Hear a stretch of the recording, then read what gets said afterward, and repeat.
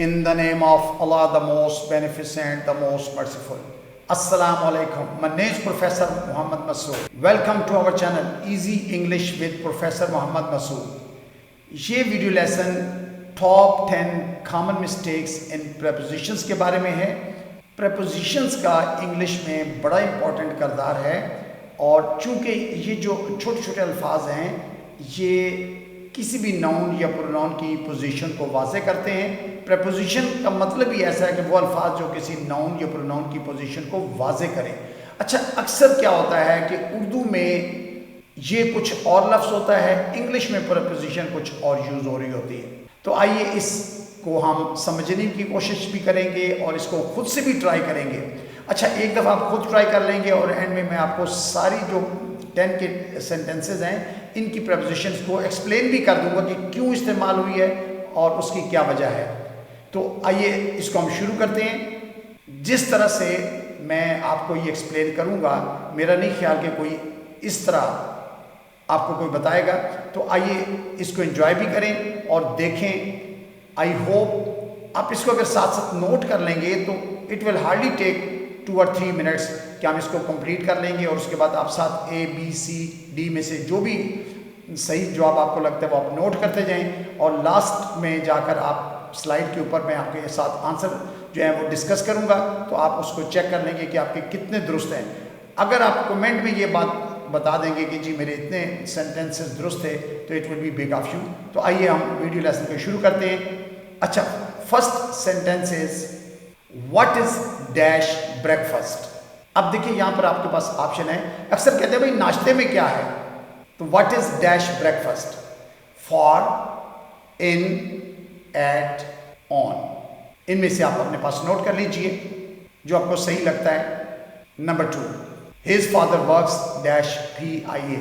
यानी अक्सर होता है ना कि भाई वो PIA में काम करता है या इस तरह की जब हम बात करते हैं तो फॉर, इन, एट या ऑन आप अपने पास नोट कर लें। इनमें से A, B, C, D में से जो आपको सही लगता है।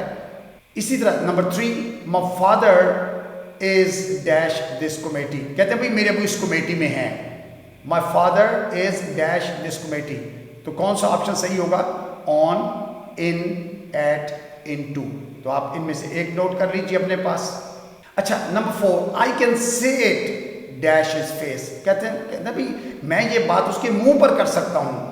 तो I can say it dash his face, on, in, into या टू।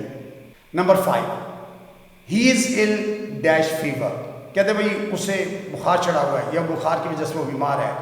तो क्या आप समझते हैं कौन सा प्रपोजिशन होना चाहिए?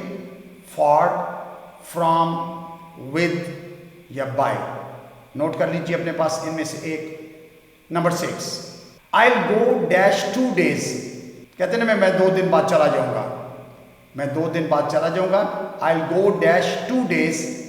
तो कौन सा प्रपोजिशन आएगा? बाय, आफ्टर, ऑन या in. Number 7, he got late dash office. कहते हैं यार उसे दफ्तर से देर हो गई है। उसे दफ्तर से देर हो गई है।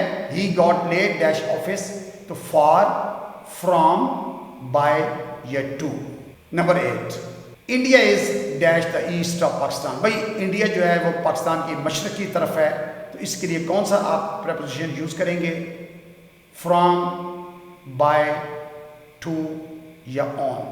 Number 9, she resembles dash her mother. अच्छा, उसकी शक्ल अपनी माँ से मिलती है। She resembles dash her mother. उसकी शक्ल अपनी माँ से मिलती है। कौन सा प्रपोजिशन आएगा? विद, टू, बाय या none. Number 10, write dash blue ink. कहते भाई आप नीली स्याही से लिखें। नीली स्याही से लिखें। कौन सा प्रपोजिशन यूज करेंगे? बाय, विद, फ्रॉम या इन। सो आई होप कि you must have noted MCQs के जो हमने ऑप्शंस दिए हैं उनमें से A, B, C, D आपने नोट कर लिया होगा। आइए अब देखते हैं कि इनके राइट आंसर्स क्या थे। अच्छा, यहां पर आप नोट कर लीजिए कि ये 1 में फॉर आएगा क्योंकि खाने के लिए जब कोई चीज़ होती है तो उसके लिए हम फॉर लगाते हैं। What is for breakfast, what is for lunch, what is for dinner, तो हमेशा ये फॉर यूज होता है। नंबर 2, अच्छा, ही वर्क्स डैश PIA। तो ही वर्क्स फॉर PIA।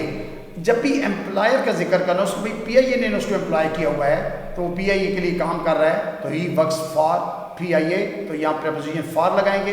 अच्छा, अगर कंपनी का जिक्र करना हो या किसी जगह का तो फिर हम एट भी लगाते हैं, लेकिन चूंकि यहाँ बात हो रही है कि PIA ने उसको हायर किया हुआ है तो फॉर लगाएंगे। In the same way number 3 on आएगा कमेटी के साथ, जैसे वो कमेटी में है on committee. Number 4 I can say to his face, ये बात मैं उसके मुंह पर कर सकता हूँ। तो किसी भी शख्स के जब कोई मुखातब करना हो तो से टू होता है, इसके लिए जो प्रेपोजिशन है वो टू सही आएगी। और नंबर 5 में इल विद होता है जी, ये जैसे होता है ना इल विद, किसी भी यानी बीमार होना, he is ill with fever तो विद आएगा। नंबर 6 में आई गो इन 2 days। अच्छा, फ्यूचर के साथ इन लगाते हैं, अगर पास्ट की बात होती माजी की फिर हम आफ्टर लगाते हैं, लेकिन फ्यूचर की बात हो रही है इसलिए हम इन इस्तेमाल करेंगे। Number 7 he got late for office. अच्छा, गेट लेट फॉर होता है किसी दफ्तर वगैरह के लिए लेट हो जाना। Number 8 India is to the east of Pakistan, तो टू इसलिए लगाएंगे सिमत के लिए, डायरेक्शन के लिए हम टू का इस्तेमाल करते हैं। इसी तरह से number 9 she resembles her mother, तो नन कोई प्रेपोजिशन, क्योंकि रिजेंबल के बाद प्रेपोजिशन इस्तेमाल नहीं होती। शी रिजेंबल्स हर मदर का मतलब है कि उसकी शक्ल अपनी माँ से मिलती है। And the last one is write in blue ink, किसी कलर में या स्याही से लिखना हो तो उसके लिए हम प्रेपोजिशन इन लगाते हैं। So I think that's enough for today and I hope you must have enjoyed the video lesson. अगर आपने इसको पूरी तरह देखा है और उस तरह जैसे मैंने बताया हल किया है, अगर आप कमेंट्स भी मुझे अपने मार्क्स बताएंगे तो आई विल रियली एंजॉय, मैं देखूंगा कि किस हमारे दोस्त के कितने नंबर हैं। So I think that's enough for today. Thank you very much, wish you best of luck, take care, goodbye for now.